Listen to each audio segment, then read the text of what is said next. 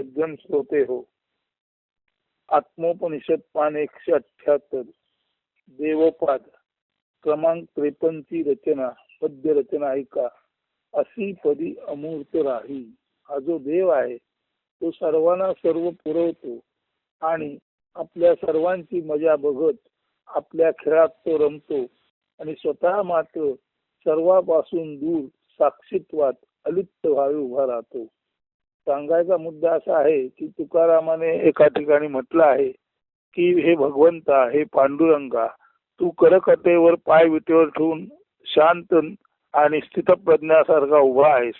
तू सर्व हे जग निर्माण केलंस. या जगातील मोहमाया पसारा निर्माण केलास.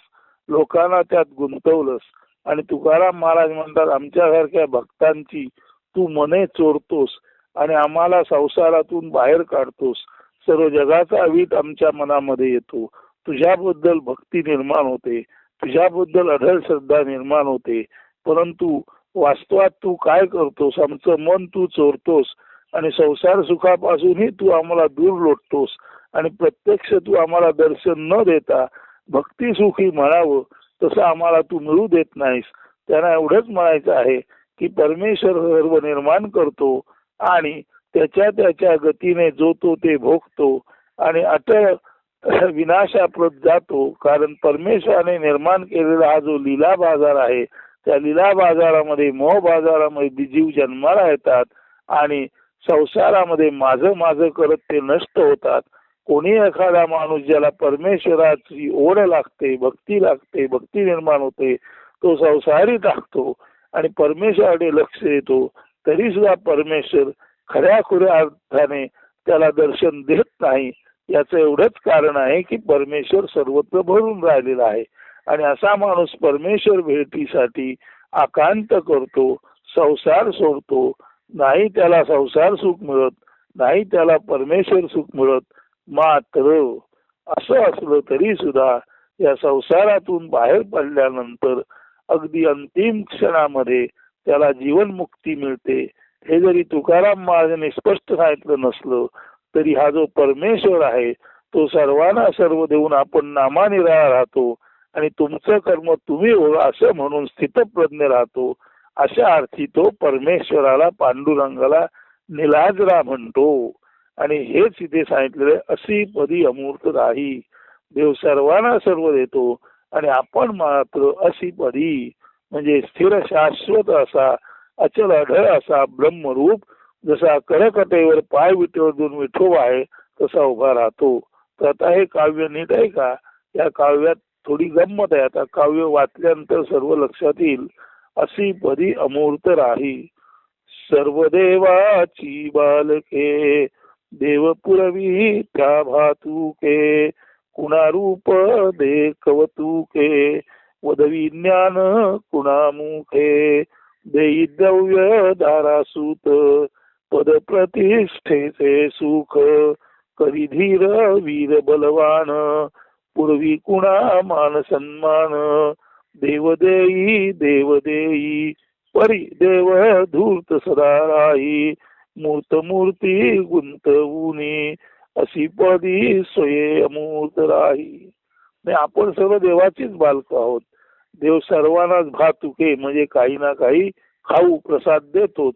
कुणाला तो कौतुकाने मिरवावं असं रूप देतो, कुणाच्या मुखात तो ज्ञान देतो, कुणाला द्रव्य दारा म्हणजे स्त्री आणि सुत म्हणजे संततीचं सुख देतो, कुणाला द्रव्य देतो, कुणाला संतती सुख देतो, कुणाला चांगली छान बायको देतो. म्हणजे सर्वांनाच तो द्रव्यदारा सुख कमी जास्त प्रमाणात देत असतो.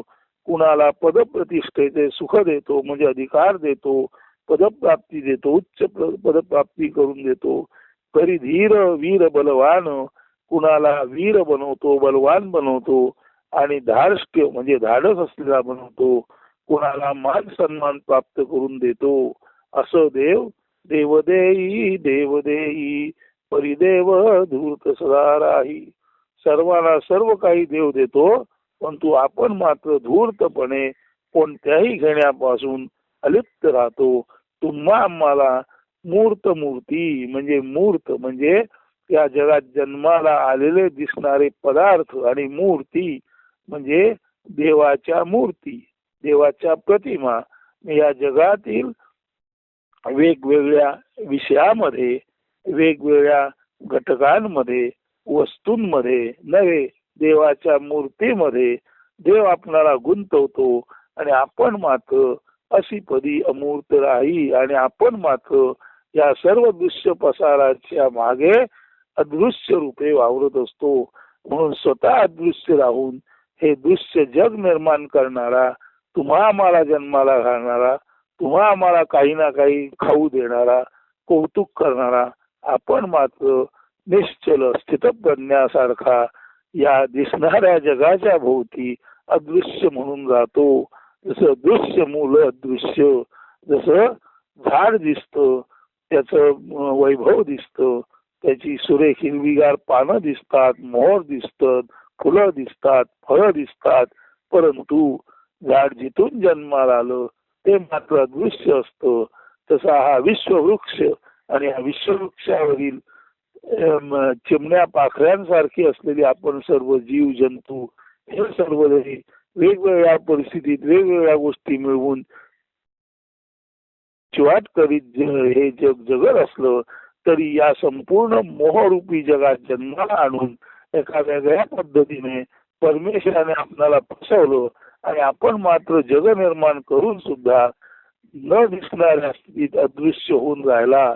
म्हणून अशी पदी जो शांत निवांत ब्रह्मरूप आहे, तो ज्या करकटेवर पाय विटेवर विठोबा आहे, त्यालाच तुकाराम महाराज कधी कधी उद्वेगाने म्हणतात, तू निराजक आहेस, सर्व निर्माण करतोस, सर्वांना सर्व देतोस, सर्वांना मोहात अडकवतोस आणि त्यांना नष्ट करतोस आणि तू मात्र जन्म मरणाच्या विहीन, जन्म मरणाच्या अतीत न दिसणाऱ्या स्थितीत राहतोस.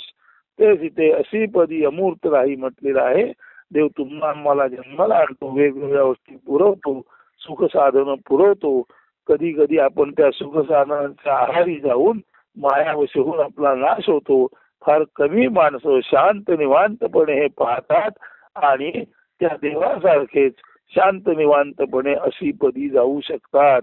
म्हणून देव अशी पदी आहे, त्याने निर्माण केलेल्या जगात त्या देवाचे अशी पद घेणं इतकं सोपं नाही. त्याने हे सर्व निर्माण करून तुम्हा आम्हाला वेगवेगळ्या मायामोहाच्या पसाऱ्यात गुंतवलेलं आहे आणि आपण मात्र आपली गंमत बघत, म्हणजे आपल्या सर्वांची गंमत मजा बघत तो देव मात्र शांत निवांतपणे उभा आहे. असा या एकंदर काव्याचा लक्षणीय अर्थ आहे. तेव्हा सज्जन श्रोतो लक्षात घ्या, या जगाच्या जंजाळात आपण आलो तर या जगाच्या जंजाळापासून दूर राहणं हेच परमेश्वराला आपल्याकडून अपेक्षित आहे आणि यालाच मोक्ष म्हणतात. म्हणूनच आपण म्हणतो ये दुनिया का मेला सदियो पुराना, चलता रहा है चलता ही रहेगा, खुदी से खुदा तक है जो तुझको उठना, मेले से इस तू ना चीज अभी उठाना, मेले से तुझको ना लेना या देना, अरे ओय ना चीज इस मेले से छुटना. हा जगरूपी मेळा आहे, त्यातील वस्तू विषयांशी आपल्याला देणं घेणं नाही. आपणाला परमेश्वरासारखं अशी पद प्राप्त करून घ्यायचं असेल, आपणाला खुदपासून खुदापर्यंत पोचायचं असेल तर या परमेश्वराने मानलेल्या लीला बाजारात आपण गुंतू नये. आणि हा परमेश्वराने लीला बाजार कसा मानलाय तेच आपण अशी पदी अमूर्त राही मध्ये सांगितलेलं आहे. ते परत एकदा ऐका. सर्व देवाची बालके देवपुरवी त्या भातुके, कुणा रूप दे कवतुके, पदविज्ञान कुणा मुखे, देई द्रव्य दारा सुख, पद प्रतिष्ठेचे सुख, करी धीर वीर बलवान, पूर्वी कुणा मान सन्मान, देव देई परिदेव धूर्त सदा राही, मूर्त मूर्ती गुंतवूनी, अशी पदी स्वये अमूर्त राही. तर हे जगाचं जे सुख आहे ते अल्पकाळ टिकणार आहे समजून आपण या मोहपाशात किती गुंतायचं आणि त्यापासून अलिप्त कसं राहायचं, आणि असा जो अलिप्त राहतो तोच त्या अमूर्त परमेश्वरासारखा अशी पदी जीवनमुक्त झाल्यानंतर जाऊन परमेश्वरच होऊन राहू शकतो, असं याच्यातून सुचवायचं आहे. आपण चिंतनात राहा.